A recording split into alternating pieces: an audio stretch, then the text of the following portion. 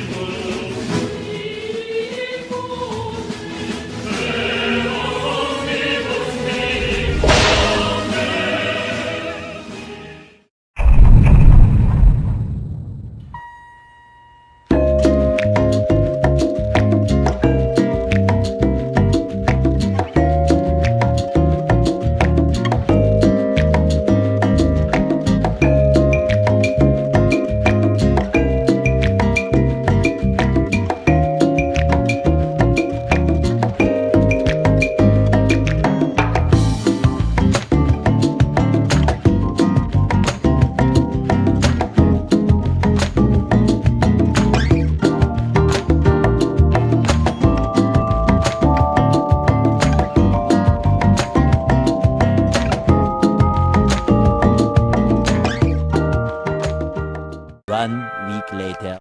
Sudah di depan ruang kesiswaan yang biasa disebut juga ruang BK. Ruang BK terletak di seberang pos satpam dan juga gerbang keluar masuk pintu sekolah.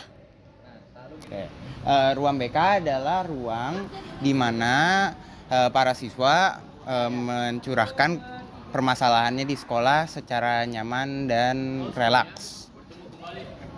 Oke, sekarang mari kita masuk ke ruang BK untuk mengobservasinya.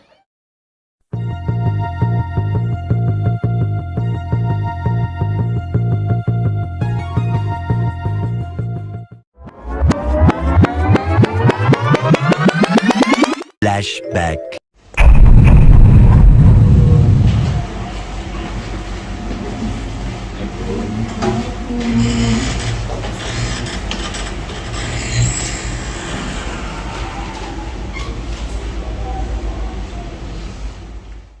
Kita sudah di ruang BK.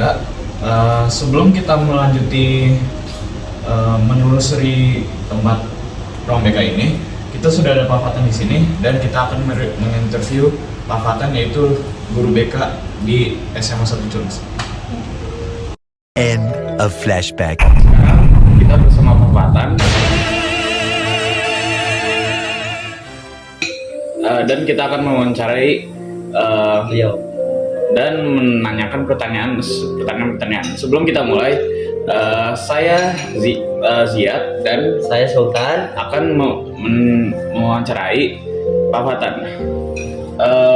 Untuk pertanyaan pertama, kapan Bapak mulai bekerja menjadi guru BK? Kapan saya bekerja menjadi guru BK? Di SMA 1 Cilengsi? Iya. Kalau di SMA 1 Cilengsi, saya memulai karir saya sebagai guru BK pada tahun 2019. Tepatnya di bulan Juni 2019. Nah, saya mulai masuk menjadi guru BK di SMA 1 Cilengsi.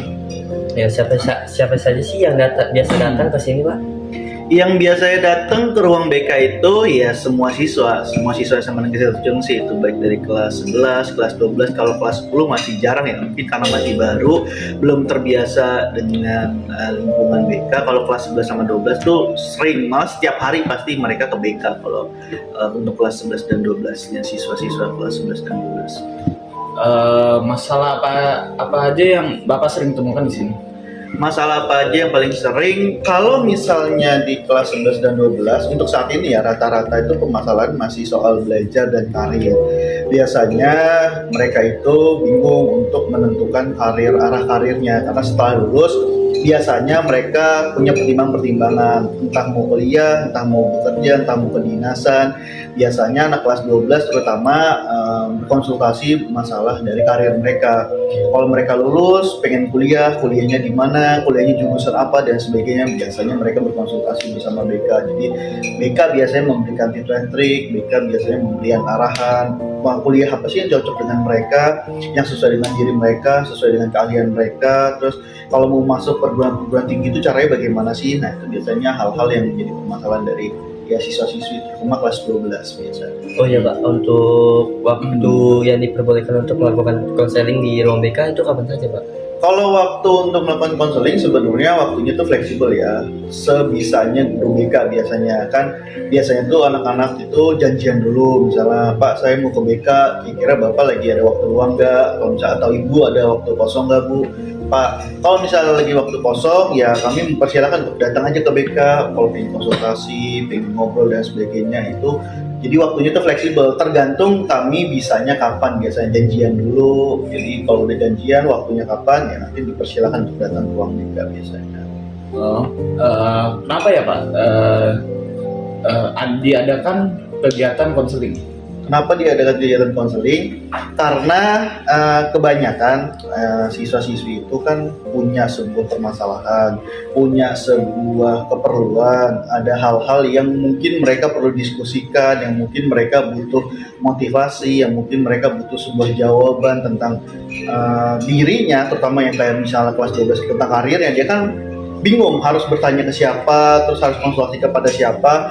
Makanya konseling itu diadakan untuk membantu para siswa-siswi tentang keperluan dirinya. Nggak cuma karir aja, tapi misalnya permasalahan pribadinya yang misalnya, Pak saya kurang percaya diri, Pak saya terlalu pendiam, bagaimana sih cara punya teman yang banyak, bagaimana sih cara belajar yang efektif, bagaimana sih cara membagi waktu dan sebagainya.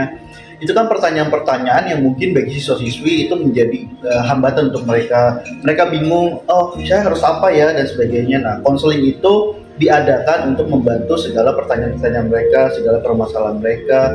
Ya, itulah fungsinya konseling sebenarnya. Untuk cara kerjanya ruang BK itu sendiri itu gimana Pak? Cara kerja yang bagaimana? Cara kerjanya ruang BK ini. Iya. Bagaimana cara bekerjanya ruang BK? Berfungsinya ruang BK. Iya. Kalau berfungsinya ruang BK, BK itu selalu berfungsi dari pukul 7 sampai pukul setengah 4 sama. Bahkan biasa sampai pulang kami masih suka berkonsultasi dengan siswa-siswa siswi SMA 1 Cilengsi. Biasanya saya juga masih ada kegiatan-kegiatan biasanya di ruang BK.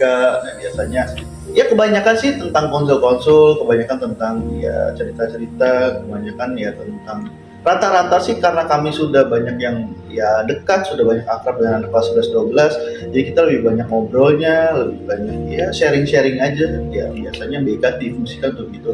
Biasanya kan kalau nggak di atas ya di bawah kami melakukan konseling. Kalau rame biasanya kita di atas karena di atas cukup lega ruang fungsinya. Jadi kalau rame kita di atas, tapi kalau misalnya 1-2 orang ya biasanya di sini kami di ruang tamu. Dan untuk pertanyaan terakhirnya, apa itu bimbingan konseling? Apa itu bimbingan konseling? Bimbingan konseling itu sebenarnya layanan yang diberikan kepada siswa, layanan konseling yang diberikan kepada siswa untuk membantu segala kebutuhan dan permasalahan dihadapi oleh siswa. Kan ya tadi seperti yang dijelaskan bahwasanya setiap siswa punya permasalahan, setiap siswa punya kebutuhan. Bimbingan konseling itu adalah sebuah layanan, sebuah kegiatan, sebuah layanan untuk membantu para siswa-siswinya. Kalau guru kan kegiatannya mengajar di kelas. Kalau BK itu kegiatannya adalah memberikan layanan konseling kepada siswa-siswinya. Nah, konseling itu apa? Seperti yang pernah dijelaskan, konseling itu ya gampangnya seperti curhat, ya gampangnya seperti konsultasi, tapi dengan cara, dengan teknik yang diajarkan di dalam bimbingan konseling itu sendiri, dengan cara yang profesional. Nah, itulah bimbingan konseling sesungguhnya. Cukup ya? Oh ya Pak, sekian aja Pak. Terima kasih untuk menjawab pertanyaan-pertanyaan kita. Dan Sultan. Saya Sultan. Saya Ziad. Izin pamit undur diri. Undur diri. Siap.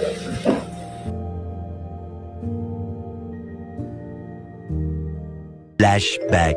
Nah, jadi di sini di ruang BK ini ada poster-poster. Sini ya, biasa dipajang di ruang BK ada jam dinding. Nah, Suci, Jadi di sini ada ruang administrasi yang biasa guru BK nentuin jamnya buat konseling. Di sini juga ada ruang tamu. Nah, terus di situ juga ada struktur kegiatan juga. Terus di sini ada lemari buku.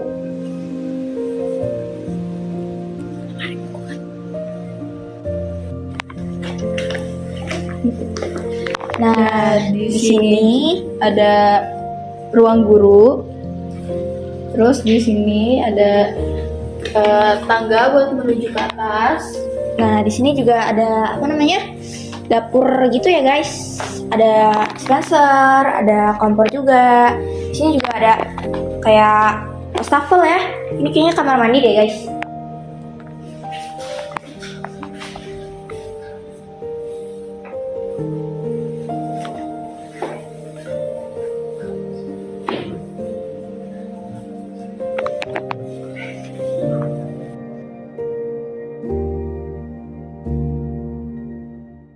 Sekarang kita akan ke atas.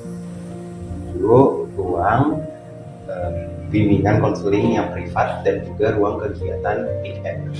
Mari kita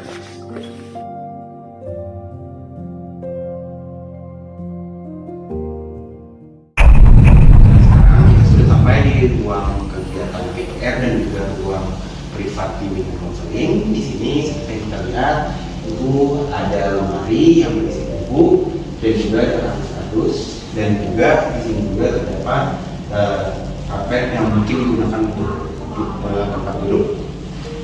Di sini juga ada meja-meja yang ada di sini. Di sana juga ada meja dan di sana.